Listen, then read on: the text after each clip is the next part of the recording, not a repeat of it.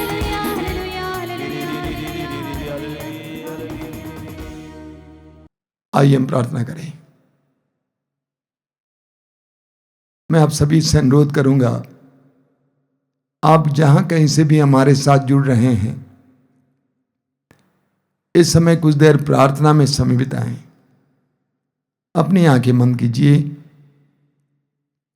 हृदय खोलिए,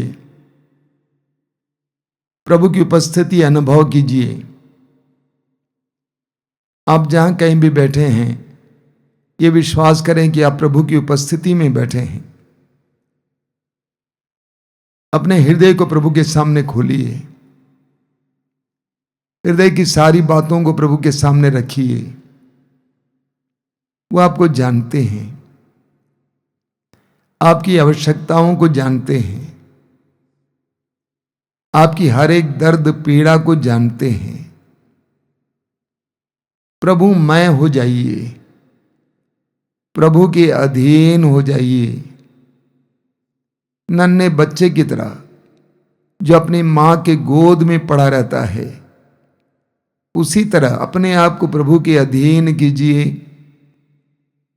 प्रभु के गोद में नन्हे बच्चे की तरह महसूस कीजिए। मैं जानता हूं कि आपके जीवन में बहुत सारी समस्याएं हैं, आप बहुत ज्यादा विह्वल हैं, परेशान हैं। अपने आप को प्रभु के अधीन कीजिए। आपकी सोचने चिंता करने से कुछ नहीं होने वाला है, लेकिन प्रभु हमारे लिए बहुत कुछ कर सकते हैं। अधीन हो जाइए। वो आपको प्यार करते हैं, उसने आपको छोड़ा नहीं है, त्यागा नहीं है, भूला नहीं है। अपने आप को प्रभु के अधीन करके बोलिए इस समय हृदय की गहराई से, प्रभु मैं जानता हूं कि तू मुझे जानता है, मेरी आवश्यकताओं को जानता है, तू मुझसे प्यार करता है। मेरे जीवन में जो चिंताएं हैं वे सारी तेरी चिंताएं हैं। प्रभु मैं अपने आप को और अपने परिवार को, अपने भविष्य को तेरे हाथों में समर्पित करता हूं। मेरे प्रिय भाई और बहनों, पूरी तरह प्रभु के अधीन हो जाइए, पवित्र आत्मा के अधीन हो जाइए। अभी हम प्रभु के पवित्र वचनों को सुनने वाले हैं। वचनों को सुनने के लिए अपने आप को तैयार कीजिए। पवित्र आत्मा से प्रार्थना कीजिए कि पवित्र आत्मा आइए, मेरे जीवन में आइए, मेरी परिस्थितियों में आइए, मुझे शुद्ध करने के लिए, मेरे विचारों को शुद्ध करने के लिए, मेरे हृदय को शुद्ध करने के लिए, मुझे आजादी देने के लिए, मुझे शांति देने के लिए, प्रभु का वचन समझने के लिए, उस पर मन लगाने के लिए आइए पवित्र आत्मा, मुझे तैयार कीजिए पवित्र आत्मा। मेरे प्रिय भाई और बहनों, इस समय हृदय खोलिए, पवित्र आत्मा को आप में प्रवेश करने दीजिए, पवित्र आत्मा को आपके अंदर क्रियाशील होने दीजिए। आंखें बंद कीजिए, दोनों हाथों को खुला रखिए और पवित्र आत्मा के आदर में गीत गाते हुए पवित्र आत्मा का स्वागत करें। वो सत्य का आत्मा है, वो प्रेम का आत्मा है, वो शांति का आत्मा है। उसे आपके जीवन में उतरने दीजिए, आने दीजिए। प्रार्थना करते जाइए। हे पवित्र आत्मा आओ,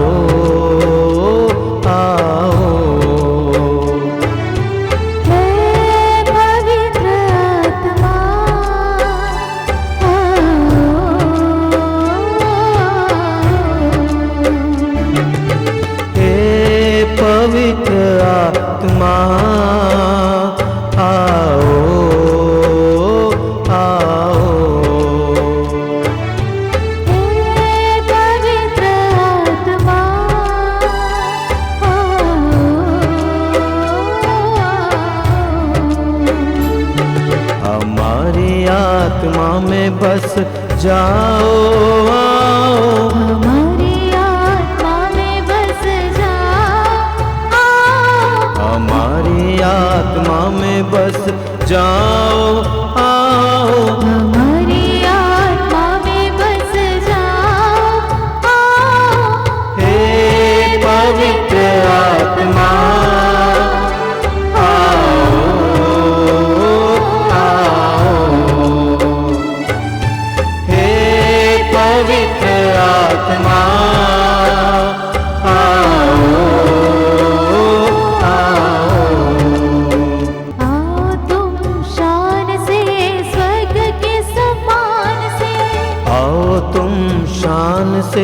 स्वर्ग के सम्मान से। आओ तुम शान से स्वर्ग के सम्मान से। आओ तुम शान से स्वर्ग के सम्मान से। भर दो हमारे दिल अपने ही प्राण से। भर दो हमारे दिल अपने ही प्राण से।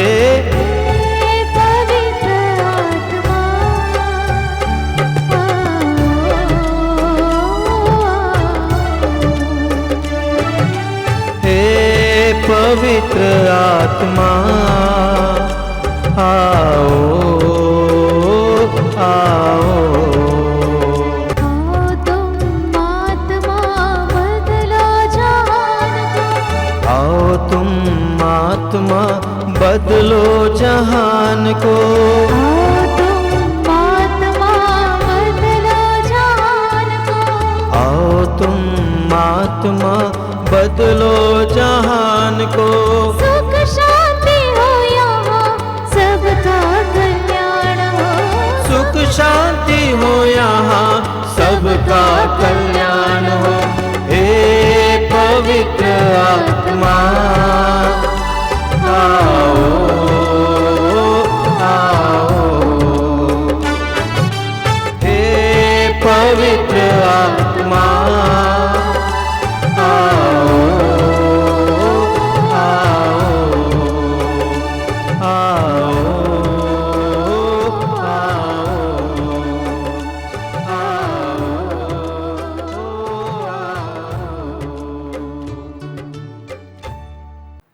अपनी आंखें खोलें। मेरे प्रिय भाई और बहनों, हम प्रभु को धन्यवाद दें, ईश्वर को धन्यवाद दें इन कार्यक्रमों के लिए।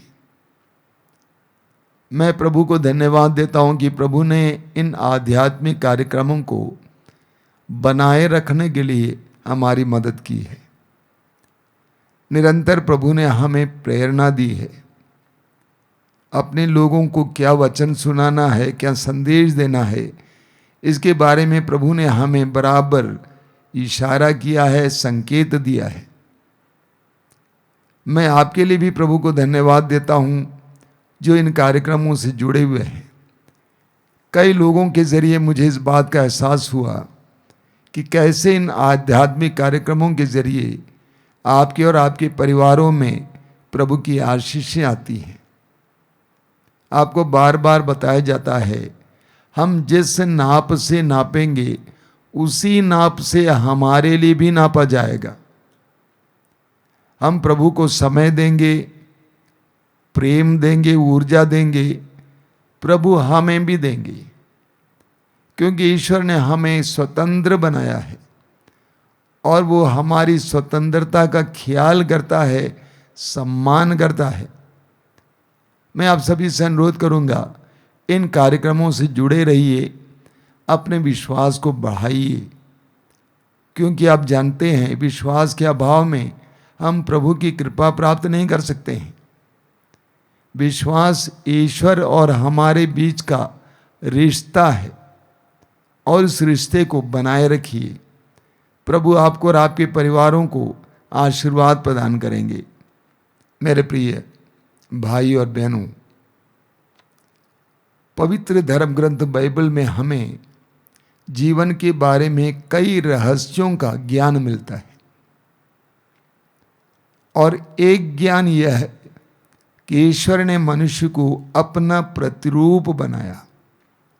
उत्पत्ति ग्रंथ अध्याय 1 वाक्य 27, वहां पर हम पढ़ते हैं कि ईश्वर ने मनुष्य को अपना प्रतिरूप बनाया, यानी मनुष्य ईश्वर का दूसरा रूप है। स्तोत्र ग्रंथ के अध्याय 5 वाक्य 1 में हम पढ़ते हैं कि ईश्वर ने मनुष्य को अपने सदृश बनाया। हम मनुष्य ईश्वर के सदृश हैं। प्रज्ञा ग्रंथ के अध्याय 2 वाक्य 23 में हम पढ़ते हैं कि ईश्वर ने मनुष्य को अमर बनाया, उसने उसे अपना प्रतिरूप बनाया। मनुष्य का एक सुंदर वर्णन हमें प्रवक्ता ग्रंथ के अध्याय 17 में मिलता है। उसके वाक्य 4 से 8 तक मैं आपको पढ़ के सुनाना चाहता हूँ। वहाँ पे लिखा हुआ है कि ईश्वर ने सब प्राणियों में मनुष्य के प्रति भय उत्पन्न किया और उसे सब पशुओं तथा पक्षियों पर अधिकार दिया। उसने मनुष्यों को बुद्धि, भाषा, आंखें तथा कान दिए और विचार करने का मन भी। उसने उन्हें विवेक से संपन्न किया और भलाई तथा बुराई की पहचान से। उसने उनके मन की आंखों की ज्योति प्रदान की, जिससे वे उसके कार्यों की महिमा देख सकें और उसके पवित्र नाम का स्तुतिगान एवं महिमा में कार्यों का बखान करें। ईश्वर ने मनुष्य को अनोखा बनाया, सारी सृष्टि का मुकुट बनाया, सारी सृष्टि पर अधिकार दिया। आप पढ़ेंगे स्तोत्र 8 में। स्तोत्र 8 में स्तोत्रकार कहता है, उसके वाक्य 6 से 8 तक, स्तोत्र 8 वाक्य 6 से 8 तक स्तोत्रकार कहता है, तूने मनुष्य को स्वर्गदूतों से कुछ ही छोटा बनाया और उसे महिमा और सम्मान का मुकुट पहनाया। तूने उसे अपनी सृष्टि पर अधिकार दिया, उसके पैरों तले अपने सब कुछ डाल दिया, सब भेड़ बकरियों, गाय बैलों और जंगल के बनाएले पशुओं को। तो ईश्वर ने मनुष्य को सृष्टि का मुकुट बनाया। ईश्वर ने मनुष्य के अंदर अपना स्वभाव रखा, अधिकार, आजादी, ईश्वर को जानने, मनन चिंतन करने, ईश्वर की स्तुति करने की शक्ति। और कोलोसियों के पत्र के अध्याय 1 वाक्य 15 में संत पौलुस कहते हैं कि यीशु मसीह अदृश्य ईश्वर का प्रतिरूप है। यीशु मसीह अदृश्य ईश्वर का प्रतिरूप है, यानी यीशु मसीह के रूप में हमें बनाया गया। यीशु मसीह में हम क्या देखते हैं? प्रेम, करुणा, दया, सेवा, सम्मान, न्याय, समानता की दृष्टि। लेकिन आज उस मनुष्य को क्या हो गया है? आज उसी मनुष्य को जिसको ईश्वर ने अपना प्रतिरूप बनाया, उसको क्या हो गया है? आज मनुष्य में हम क्या देखते हैं?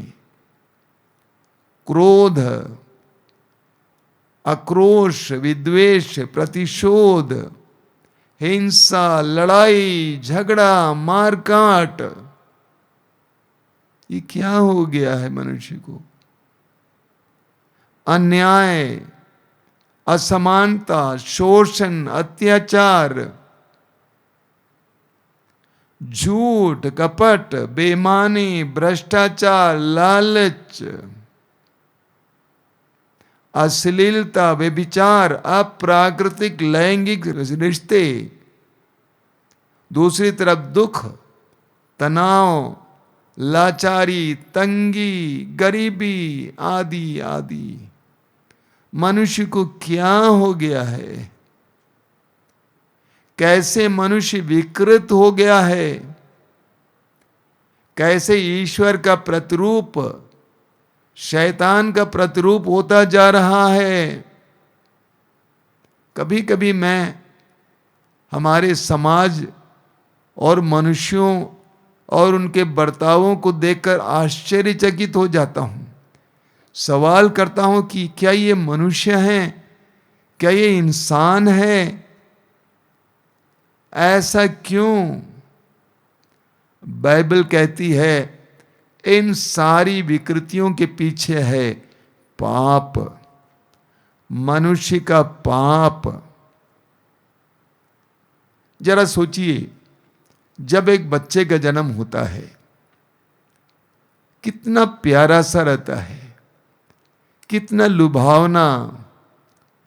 हर कोई उसको पुचकारता है, चूमना चाहता है, गले लगाना चाहता है। लेकिन जैसे जैसे वो बच्चा बड़ा होता जाता है, पाप धीरे धीरे उसके अंदर प्रविष्ट कर जाता है, तो कैसे वो विकृत होता जाता है। उसकी भाषा बदल जाती है, उसका मनोभाव बदल जाता है, उसकी बोली बदल जाती है, उसका रिश्ता बदल जाता है, उसका व्यवहार बदल जाता है। रोमियों के पत्र के अध्याय 3 वाक्य 23 में संत पौलुस कहते हैं, सब ने पाप किया और सभी ईश्वर की महिमा से वंचित हो गए। जो महिमा ईश्वर ने मनुष्य को दी, वो महिमा भंग हो गई। जिस महिमा में ईश्वर ने मनुष्य को सृष्टि किया, वो महिमा घट गई। मनुष्य नंगा सा हो गया है। आजकल लोग व्यवस्था परिवर्तन की बात करते हैं। व्यवस्था परिवर्तन आवश्यक है, लेकिन उसके साथ साथ या उससे पहले व्यक्ति परिवर्तन आवश्यक है, हृदय परिवर्तन आवश्यक है, वरना एक व्यवस्था से दूसरी व्यवस्था आएगी, कोई ज्यादा फर्क नहीं होने वाला है। तो प्रभु का वचन हमें बहुत गंभीर रूप से समझाता है कि सबने पाप किया और सभी ईश्वर की महिमा से वंचित हो गए। उत्पत्ति ग्रंथ के अध्याय 3 में हमें आदम और हेवा के बारे में पढ़ने को मिलता है। आदम हेवा मतलब आदि मानव। बहुत सुंदर कहानी है। उनको ईश्वर ने एक सुंदर बगान में रखा, आदन बगान में, और ईश्वर ने उनसे कहा कि सारे पेड़ों के, सारे वृक्षों के फल खा सकते हो, लेकिन बीचों बीच जो वृक्ष है उसका फल नहीं खाना। लेकिन उन्होंने वही किया जो ईश्वर ने मना किया था। उन्होंने आज्ञा को भंग किया। ईश्वर ने हमें बहुत सारी आज्ञाएं दी हैं। ईश्वर ने प्रकृति में एक आज्ञा रखी है, एक व्यवस्था रखी है। ईश्वर ने सामाजिक व्यवस्था रखी है। ईश्वर ने हमारे अंदर व्यवस्था रखी, आदेश दिए हैं। ईश्वर ने हमारे धर्म ग्रंथों के द्वारा हमें आदेश दिया है। ईश्वर प्रार्थना में हमें आदेश देता है। जब मनुष्य आदेश का उल्लंघन करता है तो क्या होता है? उत्पत्ति अध्याय 3 में आदम और हेवा के पतन की कहानी बहुत जबरदस्त कहानी है, उसको पढ़िएगा। आदम और हेवा ने पाप किया, ईश्वर की आज्ञा का उल्लंघन किया। नतीजा क्या हुआ? सबसे पहले उनकी आंखें खुल गईं और उन्होंने देखा कि वे नंगे हैं। आंखें खुलने का अर्थ क्या है? ये शारीरिक आंख नहीं, आंतरिक आंखें खुल गईं और उन्होंने देखा कि वे नंगे हैं। नग्नता का मतलब वस्त्र से नहीं है, क्योंकि वे वस्त्र नहीं पहनते थे। अध्याय 2 वाक्य 25 में हम पढ़ते हैं, ये वस्त्र से नहीं है। उन्होंने देखा कि उनकी जिंदगी बेकार है। नकारात्मकता, नग्नता, तुच्छता, तुच्छता।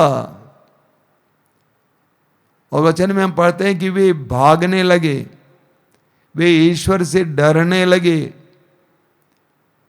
पाप मनुष्य को इस तरह भगाता है। वे छिपने लगे।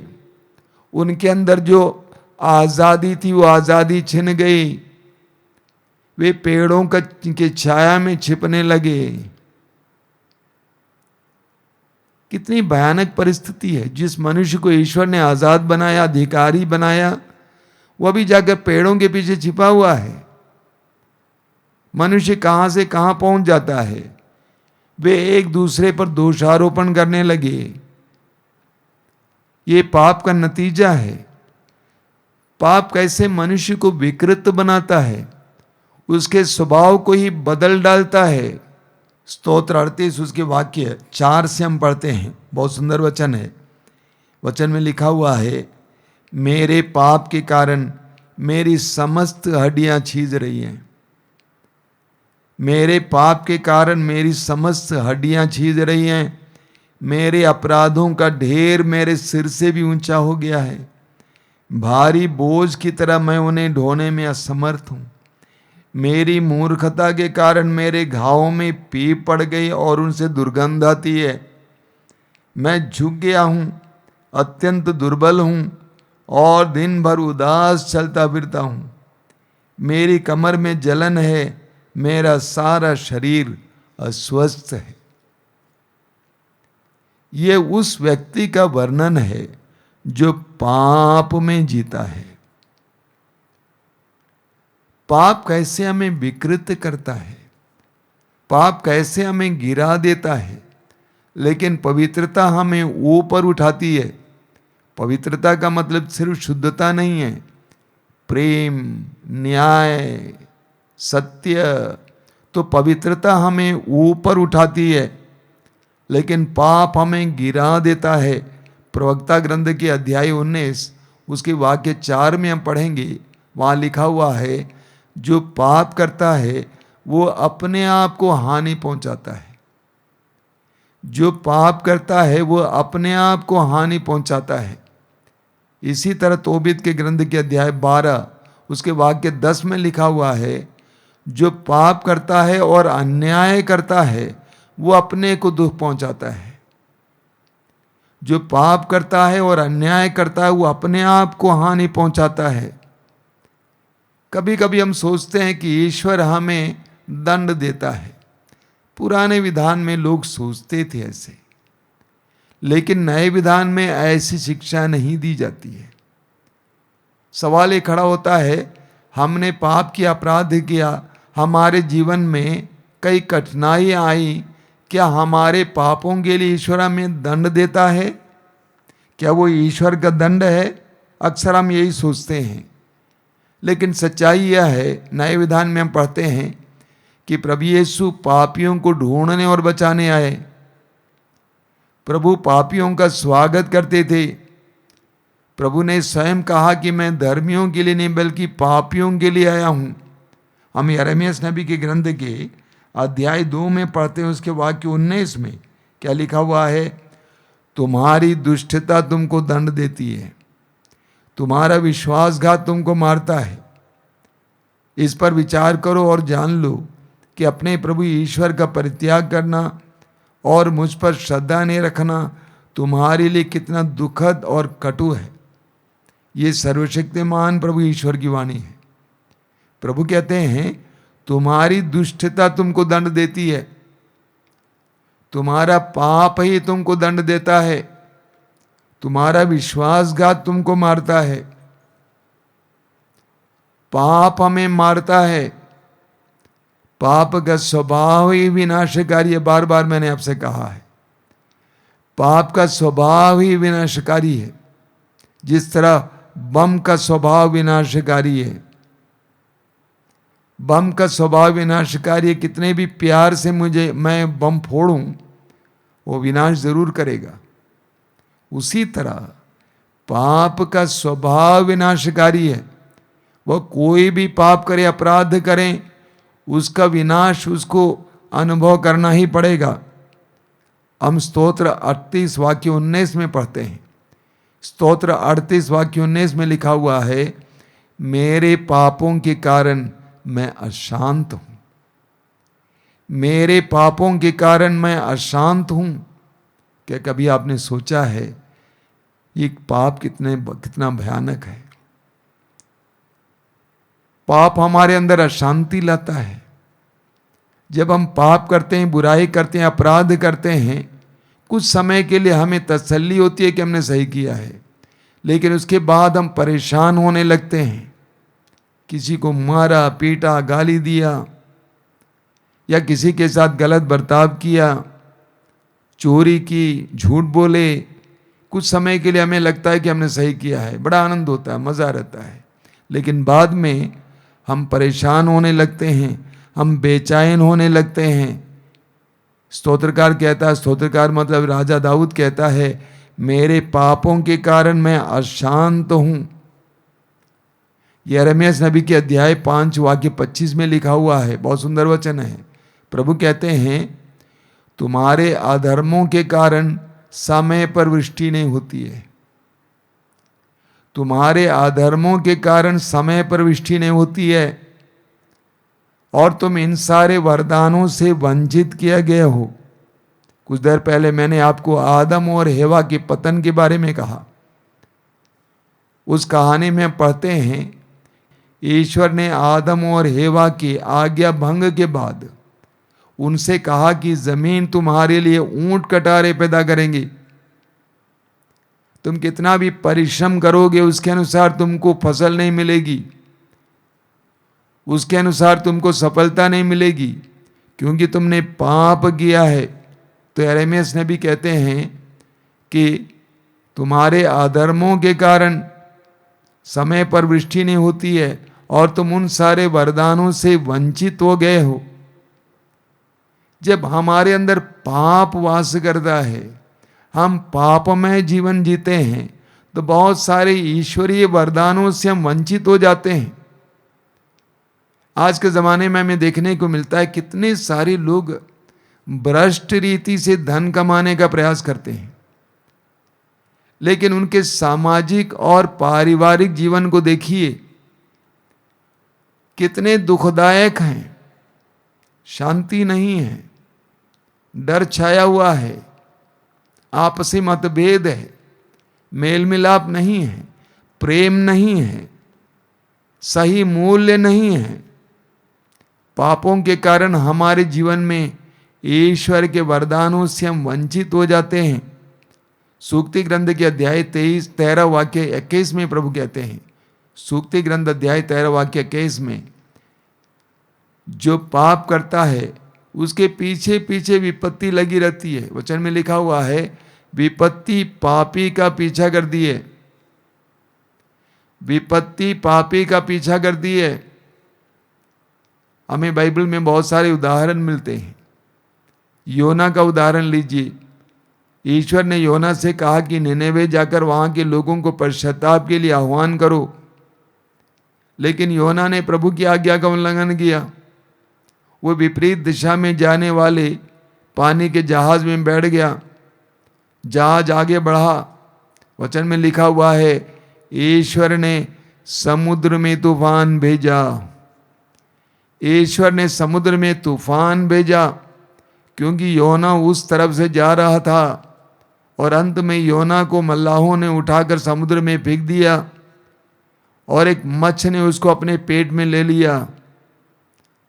योना को कैसी कैसी परिस्थितियों से गुजरना पड़ा, कैसी कैसी कठिनाइयों से गुजरना पड़ा, क्योंकि उसने प्रभु के आदेश का उल्लंघन किया, प्रभु की आज्ञा का उल्लंघन किया। लूकस के सुसमाचार के अध्याय 15 में हम पढ़ते हैं उस उड़ाऊ पुत्र की कहानी में कि उस पुत्र ने स्वेच्छा से संपत्ति का अपना हिस्सा लेकर परदेश चला गया। उसके मन में क्या क्या सपना रहा होगा, लेकिन वचन में हम पढ़ते हैं कि ईश्वर ने वहां पर अकाल भेजा। तो विपत्ति पापी का पीछा करती है। पापी जहां कहीं भी पाप करने के बाद जाएं, विपत्ति उसको पीछा करती रहेगी, वो कभी भी बच नहीं सकता है। बार बार हमें बताया जाता है कि हम जो बोएंगे वही काटेंगे। अगर हमने पाप बोया है तो आपको उसका फल काटना ही पड़ेगा, उसकी फसल काटना ही पड़ेगा। यशायाह नबी के ग्रंथ के अध्याय 1 वाक्य 5 और 6 पढ़िएगा, बहुत सुंदर वचन है। यशायाह अध्याय 1 वाक्य 5 और 6 में प्रभु कहते हैं, तुम कब तक विद्रोह करते रहोगे। वास्तव में पाप ईश्वर के प्रति विद्रोह है, ईश्वर की आज्ञाओं का भंग करना है। प्रभु पूछते हैं, तुम कब तक विद्रोह करते रहोगे, मैं तुमको कहाँ पे मारूं। तुम्हारा सिर घायल है, तुम्हारा हृदय मूर्छित है, तुम्हारा शरीर पांव से लेकर सिर तक चोटों से भरा हुआ है। पाप हमें हर स्तर पे मारता है। सबसे पहले हमारे सिर पर, हमारे मन पर। जो पाप करता है वो चिंताओं से ग्रस्त हो जाता है। चिंताएं, उत्कंठाएं, डर, आशंकाएं। प्रभु कहते हैं, तुम्हारे पाप के कारण तुम्हारा हृदय मूर्छित है, हृदय में कोई दम नहीं है, जीने की ललक नहीं, इच्छा नहीं है। तुम्हारे पापों ने तुम्हारे अंदर के जीने की जो इच्छा है उसको समाप्त कर दिया है। तुम्हारे हृदय में कोई ताकत नहीं है, वो तुमको ऊर्जा नहीं देता है। तुम्हारा शरीर पांव से लेकर सिर तक चोटों से भरा हुआ है। तुम्हारे शरीर में अलग अलग प्रकार का रोग है, पीड़ाएं हैं, क्योंकि तुमने पाप किया है। प्रवक्ता ग्रंथ के अध्याय 21 उसके वाक्य 4 में हम पढ़ते हैं, हर अपराध दुधारी तलवार के सदृश है। हर अपराध दुधारी तलवार के सदृश है और उसके घाव का कोई इलाज नहीं है। हर अपराध, छोटे बड़े सभी अपराध दुधारी तलवार के सदृश है। वो हमें घायल कर देता है। आपने ख्याल किया, जब आपने किसी को गाली दी, उसके बाद घर आए तो आपको अच्छा नहीं लगता है, आपके हृदय में पीड़ा होती है। क्यों? क्योंकि आपने उसको घायल तो किया है, साथ ही साथ अपने आप को भी घायल किया है। आपने चोरी की, चोरी करने के बाद अपने में तसल्ली नहीं होती है, बेचैनी होती है। क्यों? आपने अपने आप को घायल किया है। आपने किसी के साथ गलत व्यवहार किया, अभद्र व्यवहार किया, उस समय बड़ा मज़ा आया, लेकिन अपने घर पे आने के बाद, अपने कमरे में आने के बाद आपको कितनी पीड़ा होती है। क्यों? क्योंकि आपने अपने आप को घायल किया है। कभी आपने सोचा है इसके बारे में? कैसे हम छोटे बड़े अपराधों के द्वारा अपने आप को ही घायल कर देते हैं।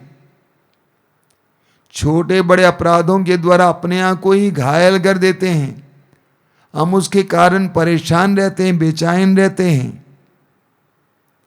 प्रवक्ता ग्रंथ के अध्याय 38 वाक्य 15, प्रवक्ता अध्याय 38 वाक्य 15 में लिखा हुआ है, जो अपने सृष्टिकर्ता के सामने अपराध करेगा, पाप करेगा, वो चिकित्सकों के हाथों पड़ेगा। बहुत सुंदर वचन है, लिखा हुआ है, जो अपने सृष्टिकर्ता के सामने पाप करेगा वो चिकित्सकों के हाथों पड़ेगा। यानी जो प्रभु ईश्वर के सामने अपराध करेगा, पाप करेगा, वो चिकित्सकों के हाथों पड़ेगा, यानी वैद्यों और डॉक्टरों के हाथों पड़ेगा। वो बीमार हो जाएगा। ईश्वर के विरुद्ध विद्रोह हमें बीमार कर देता है। स्तोत्र 107 वाक्य 17 में लिखा हुआ है, कुछ लोग अपने कुकर्मों के कारण बीमार पड़ गए थे। वे अपने पापों के कारण कष्ट झेल रहे थे। वचन में लिखा हुआ है, कुछ लोग अपने कुकर्मों के कारण बीमार पड़ गए थे। वचन का ख्याल करना है। प्रभु का वचन कहता है, कुछ लोग अपने कुकर्मों के कारण बीमार पड़ गए थे। जितने भी लोग बीमार पड़े हैं कुकर्मों के कारण नहीं हैं, कुछ लोग। लेकिन आज तो मैं कहूँगा अधिकतर लोग अपने कुकर्मों के कारण बीमार पड़ गए हैं। बुराइयां, विद्वेष, अक्षमा, ईर्ष्या, जलन, घमंड, स्वार्थपरता, इन सब के कारण हम लोग कितने ही बीमार हो गए हैं, कितने ही तनावग्रस्त हो गए हैं। तो वचन कहता है, कुछ लोग अपने कुकर्मों के कारण बीमार पड़ गए थे। वे अपने पापों के कारण कष्ट झेल रहे थे। कई लोग बुराई त्यागना नहीं चाहते, आदत हो गई है, पाप की आदत हो गई है, हालांकि कष्ट झेल रहे हैं।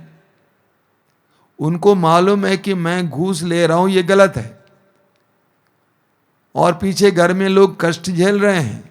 इसके बावजूद वो आदत का मजबूर है, वो करते ही जाता है, घूस लेता है, शोषण करता है, अन्याय करता है।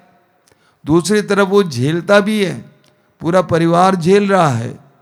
तो कुछ लोग अपने कुकर्मों के कारण बीमार पड़ गए थे, वे अपने पापों के कारण कष्ट झेल रहे थे।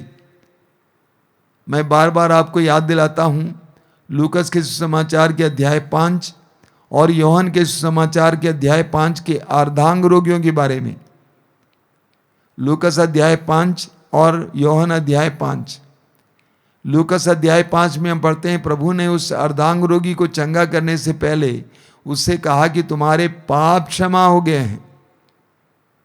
उसके बाद प्रभु ने उसको शारीरिक रूप से चंगा किया, लेकिन पहले प्रभु ने उसको आध्यात्मिक रूप से चंगा किया, क्योंकि प्रभु को मालूम था कि अगर मैं इसको आज शारीरिक चंगाई दूंगा तो फिर वो वापस आ जाएगा, क्योंकि प्रभु जानते थे कि उसके शारीरिक रोग की जड़ उसकी आत्मा में थी। इसलिए प्रभु ने उसको आध्यात्मिक रूप से चंगा किया और शारीरिक रूप से भी चंगा किया। मैंने देखा बहुत सारे भाई बहन अपने पापों को स्वीकार करके प्रभु के सामने अपने आप को छोटा बनाते हैं, विनम्र बनाते हैं, पश्चाताप करते हैं, तो उनको चंगाई मिल जाती है। हमारे दुखों और कष्टों का एक मूल कारण हमारे ही पाप हैं। इसीलिए सच्चा पश्चाताप मनुष्य को चंगाई प्रदान करता है। यूहन्ना के सुसमाचार की अध्याय 5 में भी हमें एक अर्धांग रोगी के बारे में पढ़ने को मिलता है। प्रभु ने उसको चंगा किया, लेकिन बाद में प्रभु ने उसको मंदिर में पाया। वाक्य 14 में लिखा हुआ है कि प्रभु ने उसके करीब जाकर उससे कहा, फिर से पाप नहीं करना, वरना इससे भी बड़ा संकट तुम पर आ पड़ेगा। यानी प्रभु हमें स्पष्ट शब्दों में बताना चाहते हैं कि हमारे पाप हमारे लिए कितना दुखदायक है, हमारे अपराध और पाप हमारे ही लिए कितना कष्टदायक है। इसलिए मेरे प्रिय भाई और बहनों, हमें पापमय अवसरों को, पापमय लोगों को, पापमय परिस्थितियों को, पापमय आदतों को छोड़ने की जरूरत है। प्रवक्ता ग्रंथ के अध्याय 21 वाक्य 2 और 3 को आपने बार बार सुना है। वहां पे प्रभु का वचन क्या कहता है? पुत्र, जिस तरह तुम सांप से भागते हो उसी तरह पाप से भागो। जिस तरह तुम सांप से भागते हो उसी तरह पाप से भागो। यदि वो पास आएगा तो वो तुम्हें काटेगा, और उसके दांत सिंह के दांतों जैसे हैं जो मनुष्य की आत्मा का विनाश करते हैं। कितनी गंभीर बात प्रभु हमें बताते हैं। प्रभु कहते हैं जिस तरह तुम सांप से भागते हो उसी तरह पाप से भागो। यदि वो पास आएगा तो वो तुम्हें काटेगा, उसके दांत सिंह के दांतों जैसे हैं जो मनुष्य की आत्मा का विनाश कर सकते हैं, हमें खोखला कर सकता है। पाप हमें अंदर से खोखला कर सकता है। पाप हमारे अंदर की जितनी भी संभावनाएं उसको बिगाड़ सकता है। पाप हमारे स्वरूप को बिगाड़ सकता है। पाप हमें विकृत कर सकता है। पाप हमारे भविष्य को बिगाड़ सकता है। पाप हमारी परिस्थितियों को बिगाड़ सकता है। इसलिए हर विश्वासी को, आध्यात्मिक जीवन में इच्छा रखने वाले हर एक व्यक्ति को पापमय आदतों और पापमय परिस्थितियों से भागने की जरूरत है। हम पाप से दूर रहें, अपराधों से दूर रहें, संसार के पीछे ना दौड़ें।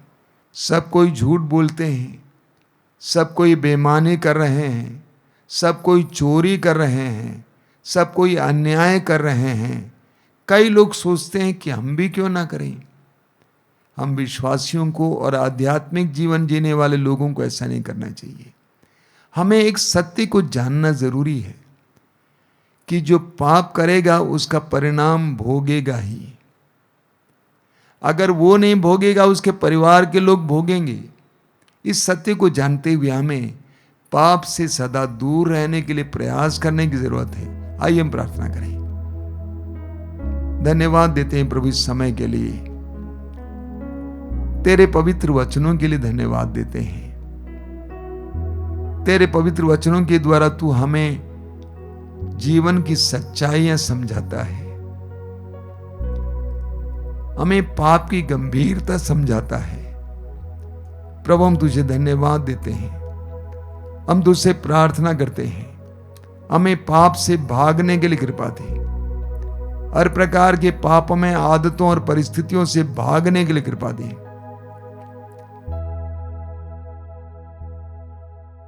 आराधना आराधना आराधना आराधना आराधना आराधना आराधना आराधना आराधना आराधना आराधना आराधना आराधना आराधना आराधना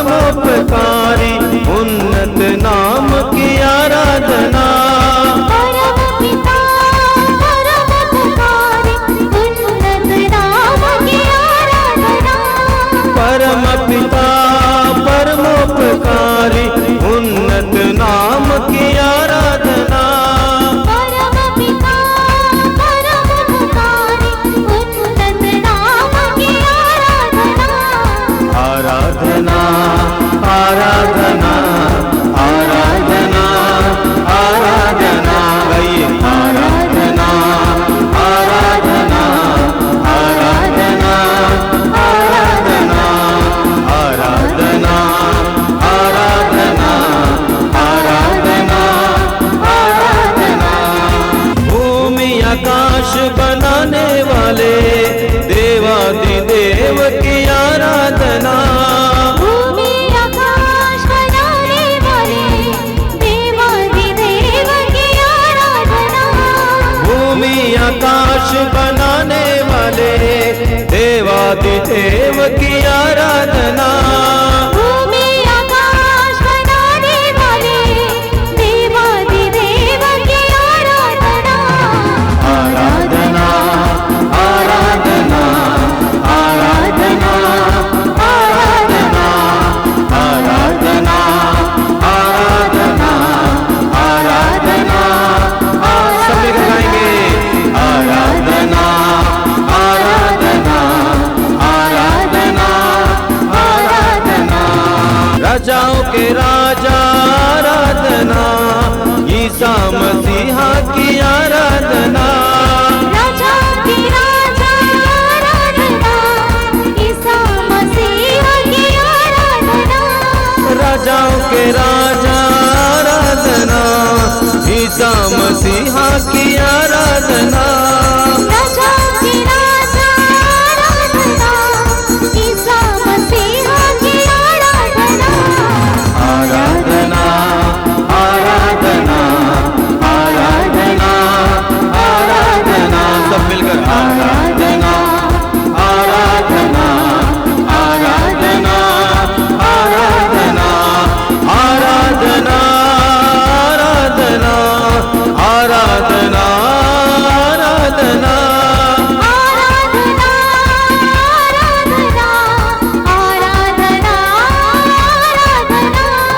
आराधना आराधना आराधना आराधना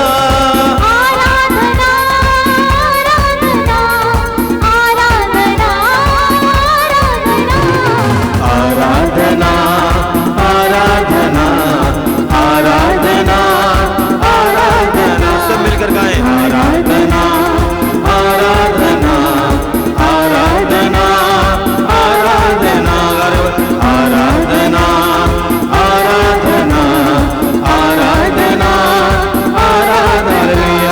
हालेलुया हालेलुया हालेलुया हालेलुया हालेलुया। यीशु यीशु यीशु यीशु तेरी आराधना, तेरी स्तुति, तेरी महिमा, तेरी प्रशंसा। हालेलुया हालेलुया हालेलुया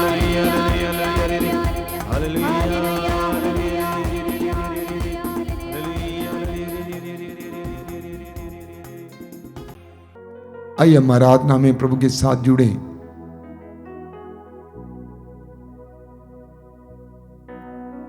आप सभी से अनुरोध करूंगा कि आप जहां कहीं भी समय बैठे हैं, सारे कामकाज को दूर करें और सारे हृदय से इस आराधना में भाग लें। अपनी आंखें बंद रखिए, हृदय खोलिए।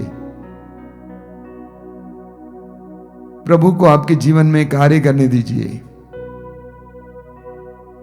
हम अक्सर अपनी पीड़ाओं के बारे में, अपनी समस्याओं के बारे में चिंतित रहते हैं, जबकि हम जानते भी हैं कि हमारी चिंताओं से कुछ होने वाला नहीं है। समर्पित कीजिए, प्रभु के हाथ में दीजिए। पूरी तरह से प्रभु पर आश्रित हो जाइए। प्रभु से कहिए कि प्रभु मैं अपने जीवन की पीड़ाओं को, भविष्य के बारे में जो चिंताएं हैं, उन सारी चिंताओं को, परिवार की समस्याओं को तेरे हाथों में समर्पित करता हूं। मैं विश्वास करता हूं कि तेरे लिए कुछ भी असंभव नहीं है। शब्द मात्र से सारी सृष्टि की रचना करने वाले इस सामर्थ्यवान परमेश्वर, मैं तेरे हाथों में इन सारी बातों को समर्पित करता हूं। अपने हृदय को इस समय पूरी तरह से प्रभु के साथ जोड़िए। प्रभु यीशु ने कहा कि मैं द्वार पर खड़ा होकर खटखटा रहा हूं। यीशु हमारे जीवन में प्रवेश करना चाहते हैं, हमारी परिस्थितियों में सहभागी होना चाहते हैं, हमें अपने दैविक और ईश्वरीय सामर्थ्य से भरना चाहते हैं, अपने वैभव हमें देना चाहते हैं। हृदय को खोलिए, प्रभु के लिए अपने हृदय को खोलिए। प्रभु यीशु समय हमारे बीच में तू विराजमान है, मैं विश्वास करता हूं। जहां कहीं भी मेरे भाई बहन बैठे हैं वहां तेरा सानिध्य है, उनके करीब तू है। प्रभु उनके जीवन में कार्य करना। वे बहुत ज्यादा परेशान है, पीड़ित है, उनकी पीड़ाओं को तू जानता है यीशु। उनके जीवन में आना यीशु, यीशु को अपने जीवन में आने दीजिए। ये पवित्र समय है, ये प्रभु के अनुग्रह का समय है, आशीष का समय है, बंधनों से आजादी का समय है, रोगों से चंगाई का समय है। आपके ऊपर निर्भर है। सुसमाचार में हम पढ़ते हैं जहां कहीं भी रोगियों को प्रभु ने चंगा किया, अधिकतर स्थानों पर प्रभु ने कहा तुम्हारे विश्वास ने तुम्हें चंगा किया, तुम्हारे विश्वास ने तुम्हारा उद्धार किया। अपने विश्वास को प्रभु की कृपा के लायक बनाइए, अपने भरोसे को प्रभु की कृपा के लायक बनाइए। प्रभु की आराधना कीजिए, प्रभु की स्तुति कीजिए। सभी स्वर्गदूतों संतों के साथ हम प्रभु की स्तुति करें, सारी मानव जाति के साथ हम प्रभु की स्तुति करें। मेरे पीछे दोहराते जाएंगे, हालेलुया हालेलुया हालेलुया हालेलुया। हे प्रेमी पिता, हम तेरी आराधना करते हैं। हे हमारे सृष्टिकर्ता, हे हमारे अब्बा, हमारे पिता, हम तेरी आराधना करते हैं। हे प्रभु यीशु, हमारे मुक्तिदाता, हम तेरी आराधना करते हैं। हमें पापों से छुटकारा देने के लिए, हमें बंधनों से आजाद करने के लिए इस पापी संसार में उतर आने वाले ये महान प्रभु यीशु, हम तेरी आराधना करते हैं। ये पवित्र आत्मा, हम तेरी आराधना करते हैं, हम तेरी स्तुति करते हैं। Hallelujah hallelujah. हम विश्वास करते हैं इस समय तू हमारे साथ है।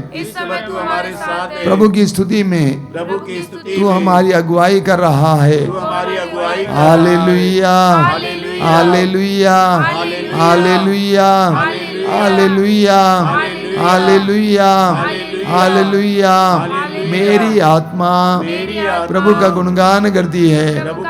मेरा मन अपने मुक्तिदाता ईश्वर में आनंद मनाता है, आनंद मनाता है।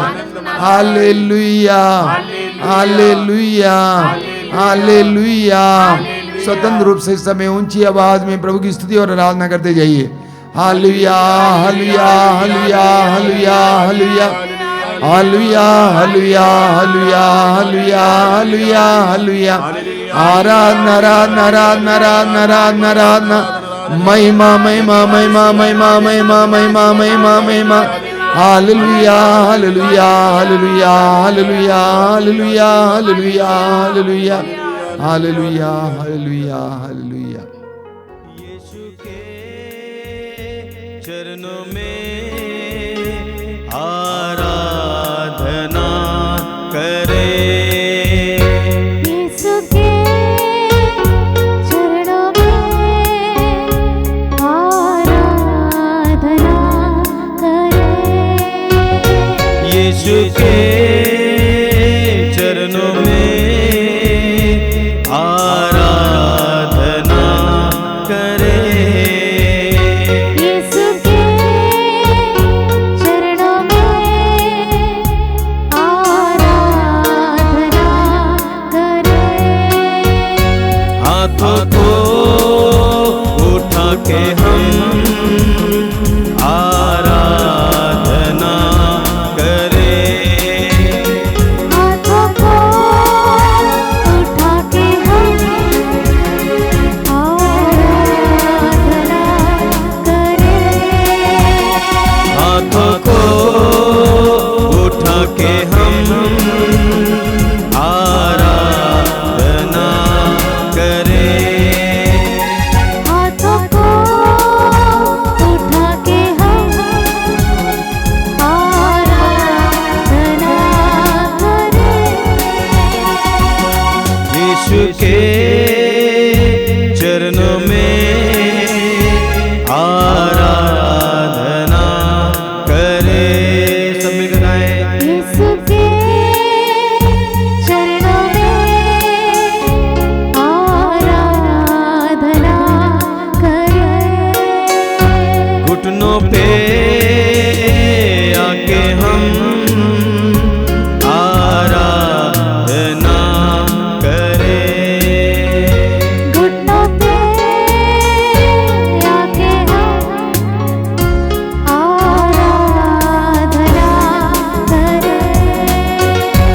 घुटनों पे आके हम आराधना करें। घुटनों पे आके हम आराधना करें। आत्मा से भर के हम आराधना करें। आत्मा से भर के हम आराधना करें। यीशु के चरणों में आराधना करें। यीशु के चरणों में आराधना करें। यीशु के चरणों में आराधना करें। यीशु के चरणों में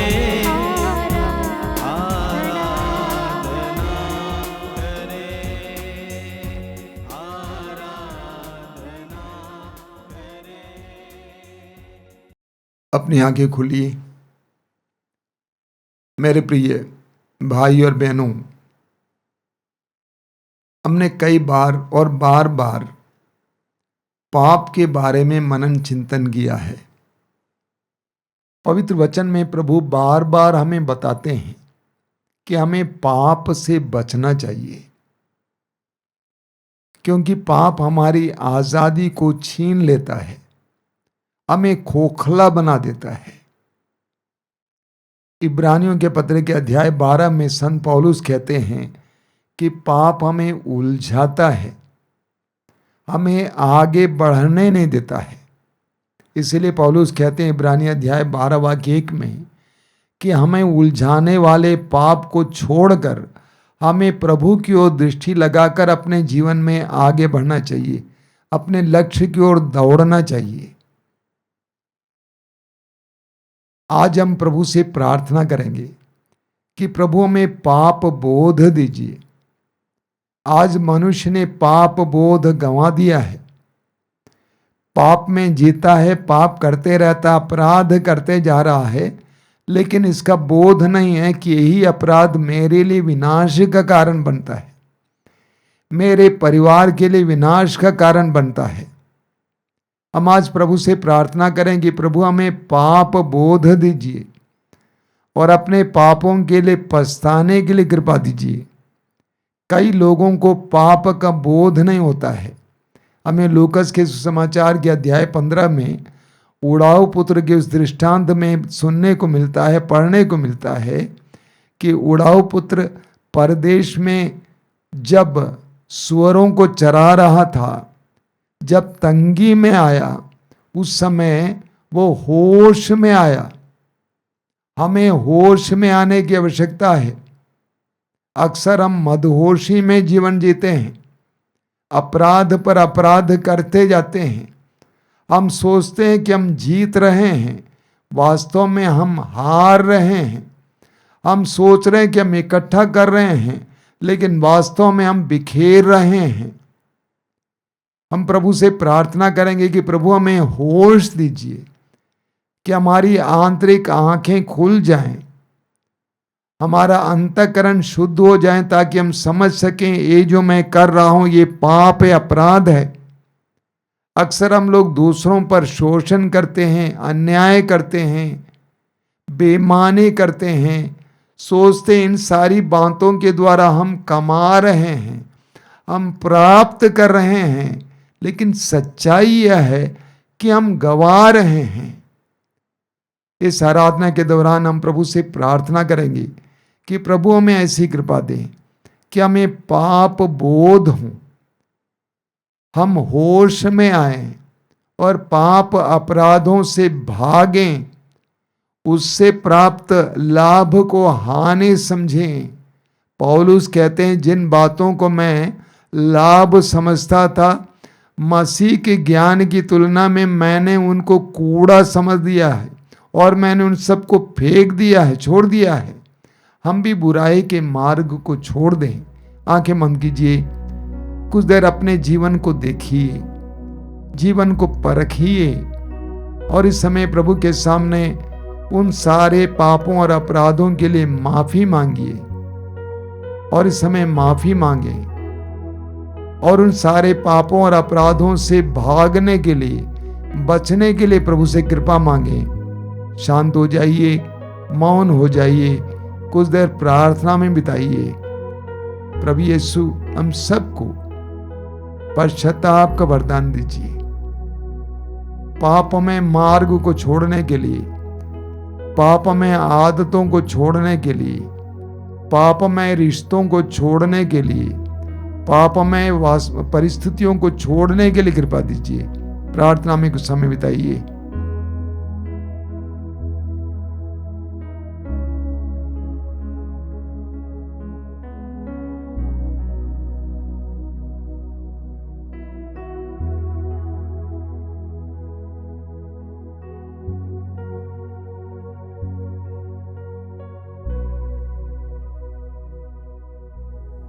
आइए मेरे भाई और बहनों, हमारे बीच में जितने भी रोगी हैं उन सारे भाई बहनों के लिए हम इस समय प्रार्थना करें। रोग की अवस्था एक कठिन अवस्था है, लोगों का विश्वास टूटने लगता है, जीने की इच्छा कम होने लगती है, ईश्वर पर विश्वास नहीं कर पाते हैं, प्रार्थना नहीं कर पाते हैं, निराश हो जाते हैं। हमारे बीच में जितने भी रोगी हैं उन सारे रोगियों के समय हम प्रभु के हाथ में समर्पित करेंगे। प्रभु यीशु इस आराधना के दौरान उन पर दया करना, उनके पापों को मिटाना, उन्हें स्वतंत्र करना यीशु, उनके बंधनों को खोलना यीशु। प्रेरित चरित्र अध्याय 10 में हम पढ़ते हैं, ईश्वर ने तुझे सामर्थ्य से भर दिया, पवित्र आत्मा से परिपूर्ण किया और तू चारों ओर घूम घूम कर भलाई करता रहा और शैतान के वश में पड़े रोगियों को चंगा करता था। शैतान के वश में पड़े रोगियों को चंगा करता था। इस समय प्रभु यीशु मैं प्रार्थना करता हूं, हमारे बीच उतर आइए, हमारे बीच उतर आइए। जितने भी रोगी हैं जो इस प्रार्थना में भाग ले रहे हैं, एक एक जन को मैं तेरे हाथों में समर्पित करता हूं।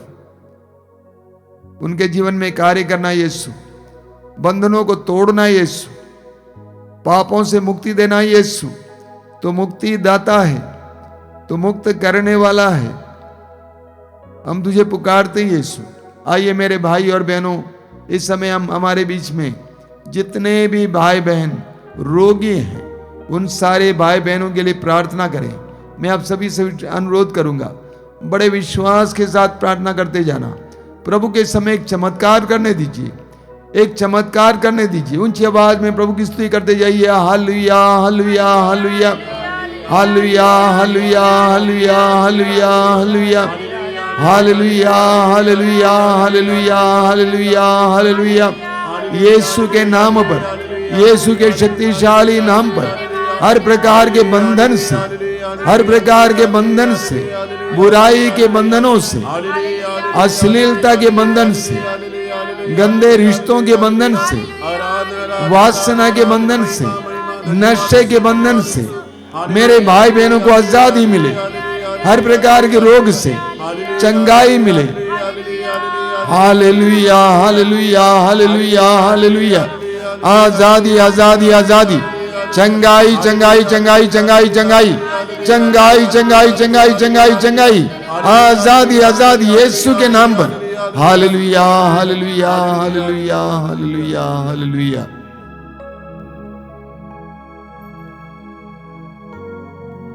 मैं देखता हूं कि इस समय हमारे बीच में कई भाई बहन अपने बीते जीवन के पापों के लिए रो रहे हैं। उनके दिल में बहुत ज्यादा ग्लानि, दुख है। उस बोझ को प्रभु के हाथ में समय समर्पित कीजिए। वो करुणामय है, आपके पाप से बढ़कर उनका प्रेम है। धन्यवाद देते जाइए।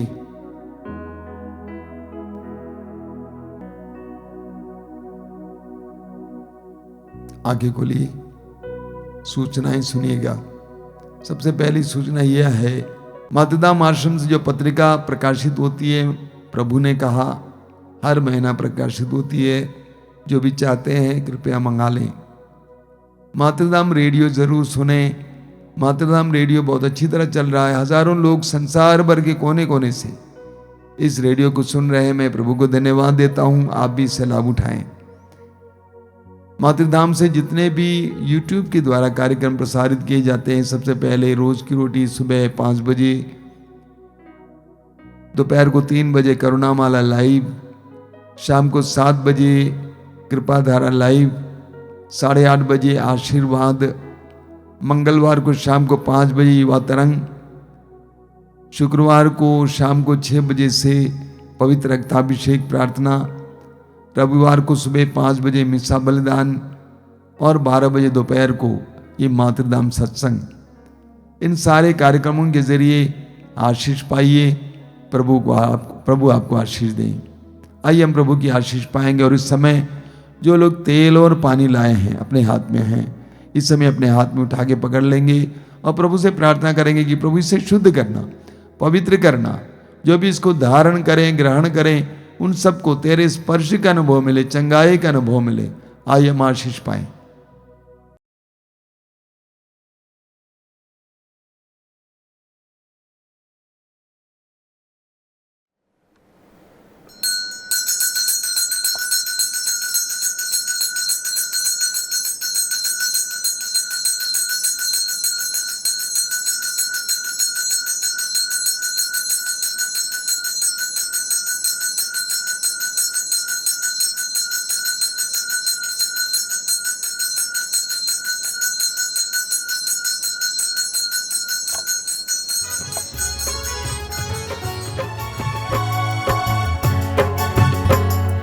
धन्यवाद प्रभु, धन्यवाद प्रभु, हर घड़ी हर पहर धन्यवाद प्रभु, धन्यवाद प्रभु, धन्यवाद प्रभु, हर घड़ी हर पहर धन्यवाद प्रभु। दिव्य दान जो मिला धन्यवाद प्रभु, दिव्य प्रेम जो मिला धन्यवाद प्रभु, दिव्य दान जो मिला धन्यवाद प्रभु, दिव्य प्रेम जो मिला धन्यवाद प्रभु। है भले प्रभु, जीवित प्रभु, है भले प्रभु, जीवित प्रभु। धन्यवाद प्रभु, धन्यवाद प्रभु, हर घड़ी हर पल धन्यवाद प्रभु, धन्यवाद प्रभु, धन्यवाद प्रभु, हर घड़ी हर पल धन्यवाद प्रभु, हर घड़ी हर पल